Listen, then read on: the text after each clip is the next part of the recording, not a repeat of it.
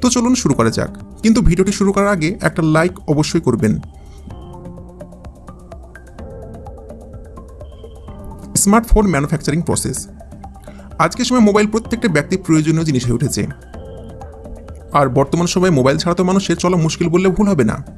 তো যে স্মার্টফোন আপনারা ব্যবহার করেন, সেই স্মার্টফোন আসলে ফ্যাক্টরিতে কীভাবে বানানো হয় সেটা এখন জানবেন সহজ পদ্ধতিতে, আরও সরল ভাষাতে, যেন প্রত্যেক ব্যক্তি সুন্দরভাবে এবং সহজে বুঝতে পারে।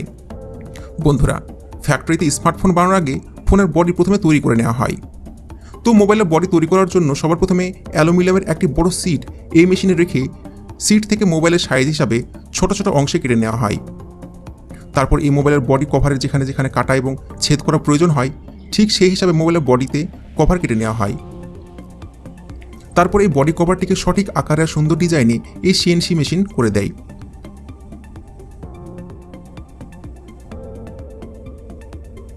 তারপর শেষে এই বডি কভারগুলো পানিতে ধোয়ার পর মোবাইলের বডি কভার তৈরি হয়ে যায়। মোবাইলের বডি তৈরি করার পর মোবাইলের টাচ স্ক্রিন তৈরি করা হয়। মোবাইলের টাচ স্ক্রিন তৈরি করার জন্য সবার প্রথমে ফ্যাক্টরির ভিতরে বড় বড় গ্লাস মোবাইলের সাইজ হিসাবে ছোট ছোট অংশে কেটে নেওয়া হয়। তারপর এই কাটা গ্লাসগুলো একটা সঠিক আকার দেওয়া হয়। এরপর এই গ্লাসের উপরে পলিশ করা হয়। যখন পলিশ করা হয়ে যায় তখন এগুলো ক্লিনিং প্রসেসের মধ্যে দিয়ে নিয়ে যাওয়া হয়, যেখানে পানি দিয়ে সুন্দরভাবে পরিষ্কার করে দেয়। যখন ভালোভাবে পরিষ্কার হয়ে যায় তখন টাচ স্ক্রিনের উপরে কোটিং করা হয়। কোটিং করার পরে মোবাইলের টাচ স্ক্রিন পুরোপুরিভাবে তৈরি হয়ে যায়।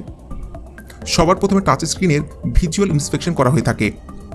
বন্ধুরা, মোবাইলের সমস্ত কাজ টাচ স্ক্রিনের মাধ্যমে হয়ে থাকে। ঠিক এই কারণে এই টাচ স্ক্রিন একদম ওকে অর্থাৎ সঠিক হওয়ার প্রয়োজন পড়ে।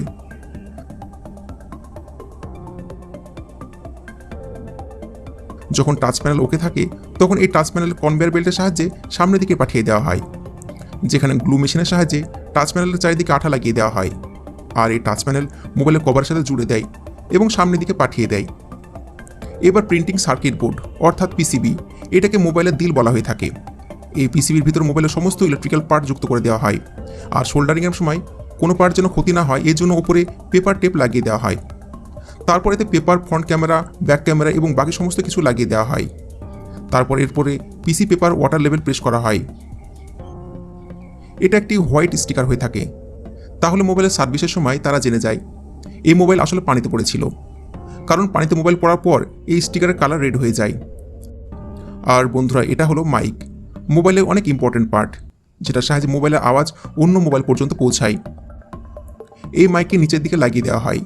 তারপরে এতে স্পিকার লাগানো হয়, আর এতে লাগানো হয় ভাইব্রেটর। এই ভাইব্রেটরের কারণে মোবাইল রিংটোন পাওয়ার সময় খুব চমৎকার লাগে।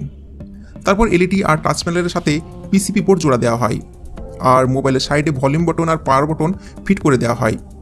তারপর মোবাইলের মিডিলে ওয়াইফাই, জিএসএম ফিক্স করে দেওয়া হয়, যার ফলে আমাদের ফোন ওয়াইফাই কানেক্ট করার পর মোবাইল ইন্টারনেটের সাথে জুড়ে যায়।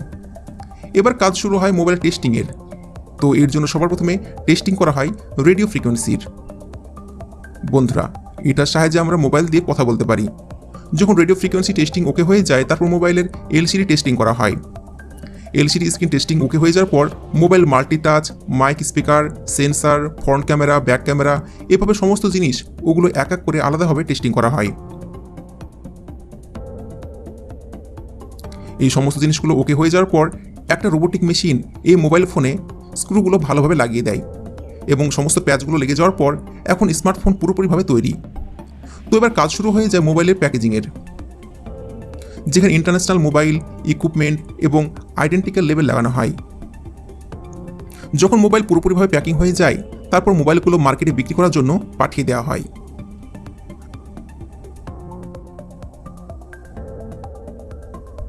Mobile charger factory making. বন্ধুরা, মোবাইল ফোন চালানোর জন্য মোবাইল চার্জ করা তো অবশ্যই প্রয়োজন হয়। তো এর জন্য সহজ ভাষায় সহজ পদ্ধতিতে এবার জানবেন মোবাইল চার্জার আসলে ফ্যাক্টরির ভিতরে কীভাবে বানানো হয়। মোবাইল চার্জার বানানোর জন্য সবার প্রথমে মোবাইলের চার্জারের কভারগুলো বানিয়ে নেওয়া হয়। মোবাইলের চার্জারের কভার বানানোর জন্য এর কাঁচা র মেটেরিয়াল, প্লাস্টিকের দানা, HDPE আর পলিমার এই সমস্ত এগুলো মেশিনে ঢেলে দেওয়া হয়, যেখানে এই মেটেরিয়ালগুলো মেশিনের ভিতরে এক ধরনের পেস্টের আকার নিয়ে নেয়। আর এই মেশিনের নিচে লাগানো মোল্ডিং মেশিন মোবাইলের চার্জিংয়ের আকার দিয়ে বাইরে বের করে দেয়। তো ঠিক এমনভাবে প্রথমে চার্জারের প্লাস্টিক কভারগুলো তৈরি করে নেওয়া হয়। তারপর এই চার্জারের ভিতরে প্রয়োজনীয় প্লাগ লাগানো হয়।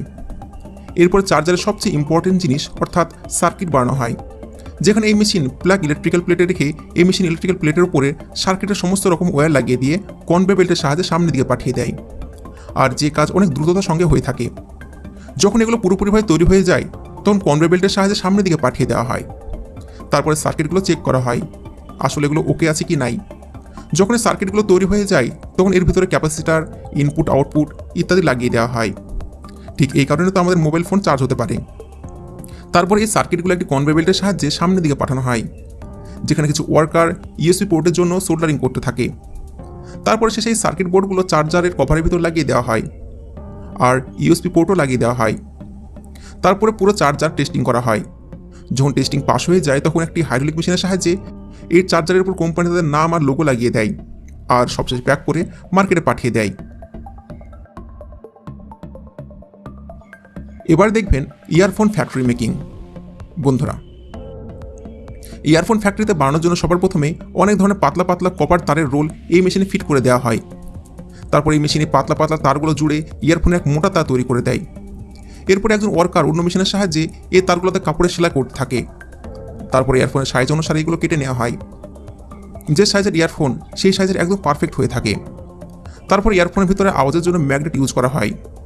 অনেকগুলো ম্যাগনেট এই কনভেয়ার বেল্টের উপর রেখে সামনের দিকে পাঠিয়ে দেওয়া হয়, যেখানে এই মেশিন প্রত্যেকটা ইয়ারফোনের ভিতরে 2টি করে ম্যাগনেট ফিট করে দেয়। তারপরে এই ইয়ারফোনে মোবাইল লাগানোর জন্য জ্যাক লাগানো হয়। এর ফলে তো আমাদের মোবাইলের সঙ্গে ইয়ারফোন কানেক্ট হতে পারে। এতে 3.5 mm জ্যাক লাগিয়ে দেওয়া হয়। এর ফলে বেশিরভাগ মোবাইল ফোনে লাগিয়ে ব্যবহার করা যেতে পারে। তারপরে ইয়ারফোনের উপরে ইয়ারবাড ঠিকঠাকভাবে লাগিয়ে দেওয়া হয়। তো ঠিক এটার কারণে আমাদের কানে সুন্দর সাউন্ড শুনতে পাই। তারপরে কাজ শুরু হয় এই ইয়ারফোনগুলো প্যাক করার। যে ইয়ারফোন প্লাস্টিক বক্সে ভালোভাবে ফিট করার পর এগুলো প্যাক করে মার্কেটে পাঠিয়ে দেওয়া হয়। তো বন্ধুরা, ভিডিও শেষে আপনার জন্য প্রয়োজনীয় বিষয়, আমরা এই ভিডিওটি অনেক মেহনত করে বানিয়েছি, তাই আমাদের মেহনতের ফল হিসাবে লাইক করে বন্ধুদের মাঝে বেশি বেশি করে শেয়ার করুন এবং আমাদের চ্যানেলে আরও ইন্টারেস্টিং এবং নতুন নতুন ভিডিও দেখার জন্য আমাদের চ্যানেলকে সাবস্ক্রাইব করে পাশে থাকা বেল আইকনে ক্লিক করুন। ভিডিও দেখার জন্য ধন্যবাদ। প্লিজ সাবস্ক্রাইব করতে ভুলবেন না।